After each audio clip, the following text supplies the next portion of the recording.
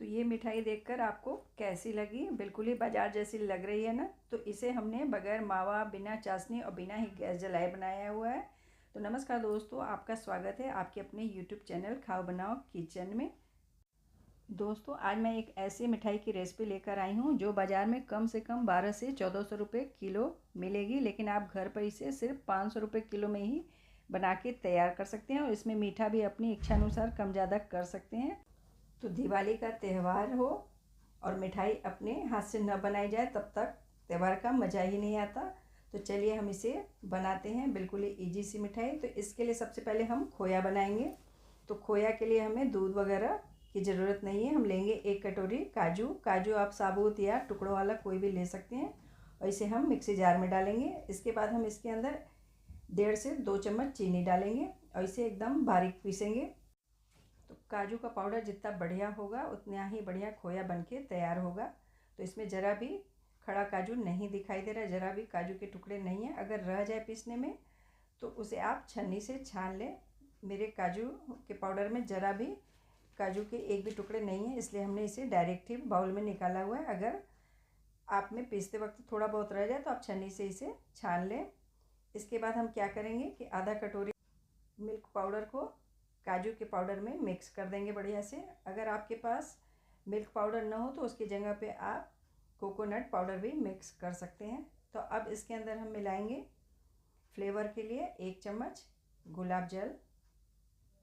आप कोई भी फ्लेवर इसके अंदर मिक्स कर सकते हैं। अब इसे बाइंड करने के लिए हम इसके अंदर डालेंगे 2 चम्मच दूध।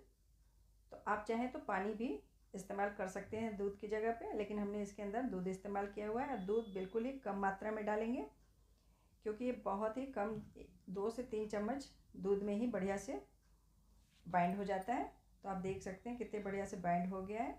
अगर थोड़ा बहुत गीला हो जाए तो आप इसके अंदर काजू का पाउडर या नारियल का बुरादा कुछ भी मिक्स कर लें और इसे बिल्कुल ही जैसे कि हम आटा गूँथते हैं इस तरह से गूँथ लेंगे। तो इसका डो बहुत ही अच्छा सा बनके तैयार हो जाता है। एकदम बाजार के खोए जैसा ये दिखाई दे रहा है।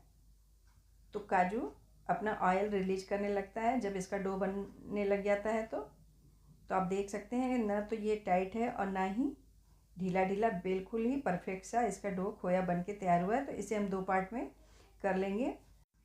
तो एक पार्ट की हम एक बराबर की लोइयाँ निकाल लेंगे। जितनी भी लोई निकलेगी उतनी लोई निकाल करके इसे हम तैयार कर लेंगे। और दूसरे पार्ट में हम थोड़ा सा कलर मिक्स करेंगे। कलर आप अपने मन मुताबिक कोई भी डाल सकते हैं।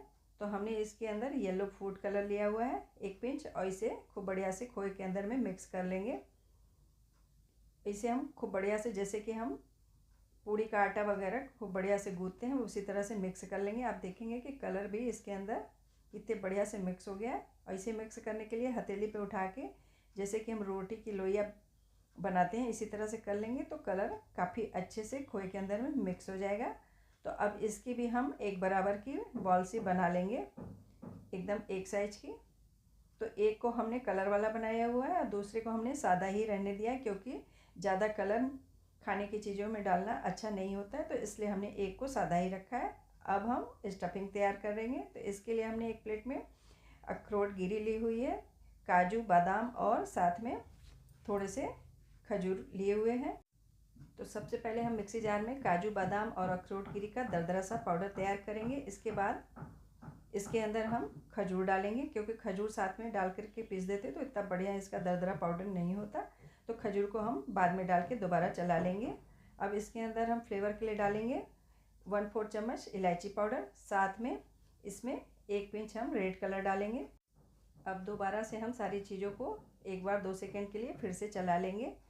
तो आप देखेंगे कि स्टफिंग भी काफ़ी अच्छे से तैयार हो गई है। अब इसे हम एक बाउल में निकाल लेंगे और इसे निकालने के बाद इसे हम बढ़िया से मिक्स करते हुए इसकी भी एक साइज की बॉल बना लेंगे। तो स्टफिंग को भी हम एक बार में बना के तैयार कर लेंगे। तो आप स्टफिंग के अंदर कुछ भी ड्राई फ्रूट इस्तेमाल कर सकते हैं जो आपको पसंद हो। आप चाहें तो काजू बादाम पिस्ता कुछ भी इस्तेमाल कर सकते हैं।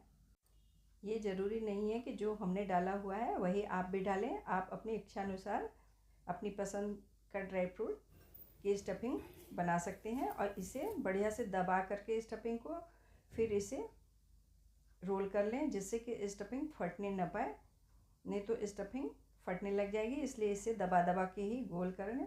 अब हम क्या करेंगे कि पीली और सफ़ेद वाली जो खोए की हमने बॉल्स बना के तैयार की हुई थी उसकी छोटी छोटी सी हम पूड़ियाँ सी बेल लेंगे, बिल्कुल ही छोटी छोटी सी दोनों की बेल के तैयार करेंगे, पतली पतली सी।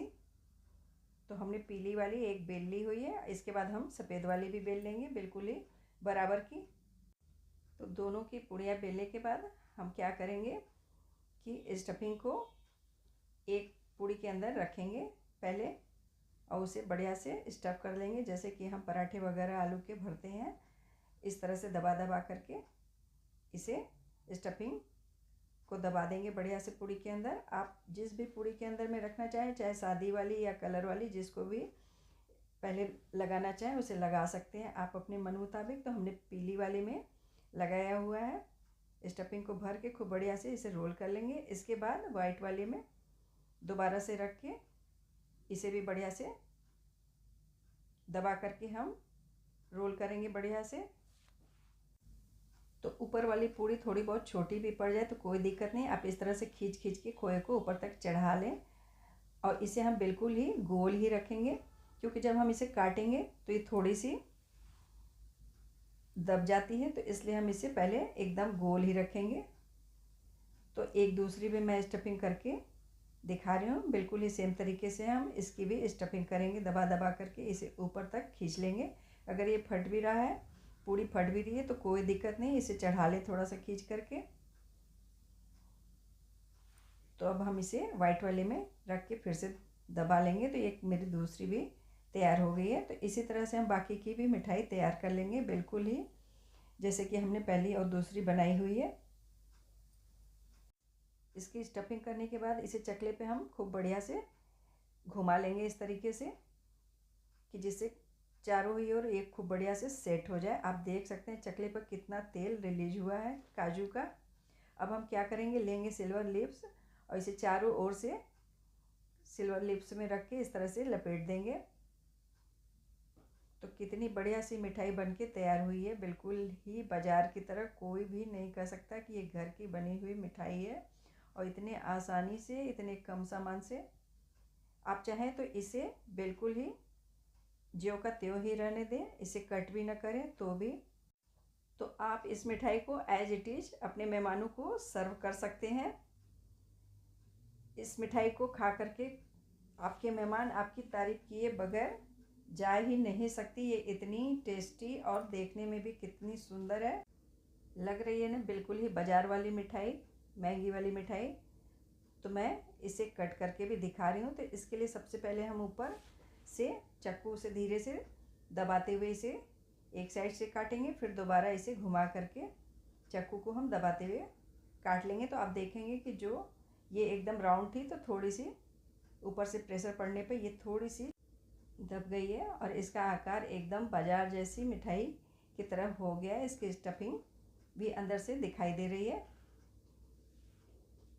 तो इसे हम एक प्लेट में रख करके आप चाहें तो इसे जो का त्यों सर्व कर सकते हैं। अगर इसे थोड़ा सा और गार्निश करना चाहें तो इसके ऊपर किसी मेवे वगैरह से हम इसकी गार्निशिंग नहीं करेंगे। हम क्या करेंगे कि इसके ऊपर थोड़ा सा येलो कलर एक छोटी कटोरी में घोल करके उंगली से इस पर टच कर देंगे, जिससे कि इसमें और निखार आ जाएगा। तो इसके ऊपर की साइड हम बिल्कुल ही हल्का हल्का सा एक एक बूंद के बराबर में ही कलर को टच करेंगे दूध में घोल करके। तो देखा दोस्तों आपने, बिना खोया के बाज़ार वाली महंगी मिठाई घर में कितनी आसानी से बनके तैयार हो गई है। तो इस दिवाली आप भी इस मिठाई को ज़रूर ही ट्राई करें, आप सभी को खूब पसंद आएगी। दोस्तों त्यौहार के सीज़न में बाज़ार में मिठाइयों की खपत भी बहुत बढ़ जाती है और नई नई दुकानें मिठाई की खुलने लगती हैं, लेकिन इन दुकानों में कहाँ बिना मिलावट की मिठाई मिलेगी इसकी कोई गारंटी भी नहीं है। तो ऐसे मौक़ों पर घर में ही मिठाई बनाएं और मिठाई ये पसंद आए तो इसे लाइक शेयर ज़रूर करें, साथ ही मेरे चैनल को सब्सक्राइब भी कर दें। मिलते हैं फिर किसी और रेसिपी के साथ। Thank you.